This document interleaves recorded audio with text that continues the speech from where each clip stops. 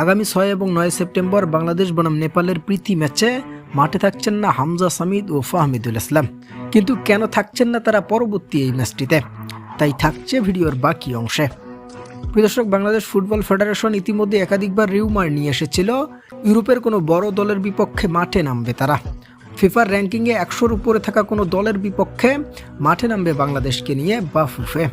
তবে শেষ পর্যন্ত ইউরোপের কোনো দলই পায়নি বাফুফে প্রীতি ম্যাচের জন্য, যেখানে বাংলাদেশের বর্তমান প্লেয়ারদের অবস্থা দেখে নেপালের মতো এক দলের সাথে প্রীতি ম্যাচ খেলালে আসলে কতটা উন্নতি হতে পারে প্লেয়ার পারফরম্যান্স, এ নিয়ে প্রশ্ন থাকে সমর্থকদের মনে।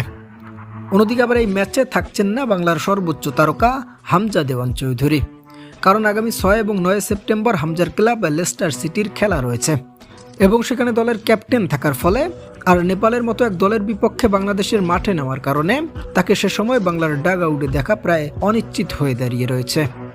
এবং তার সাথে সেই ম্যাচে থাকছেন না সামিদ সমো, কারণ সে সময় সামিদের দল কাভারলি এফসির বেশ গুরুত্বপূর্ণ ম্যাচ রয়েছে, তাই তখন ক্লাব কর্তৃপক্ষ প্রীতি ম্যাচের জন্য তাকে ছাড়ছেন না। এছাড়া ফাহমিদুল ইসলাম বর্তমানে অনূর্ধ্ব 23 দলে ডাক পেয়েছেন, ফলে হামজা সামিদদের সাথে সে সময়ে তাকেও মাঠে দেখা যাবে না। তো প্রিয় দর্শক, আপনার মতে কোন দল শেষ পর্যন্ত জিততে পারে সেই প্রীতি ম্যাচ দুটিতে, বাংলাদেশ নাকি নেপাল? জানাতে পারেন আমাদের কমেন্ট সেকশনে।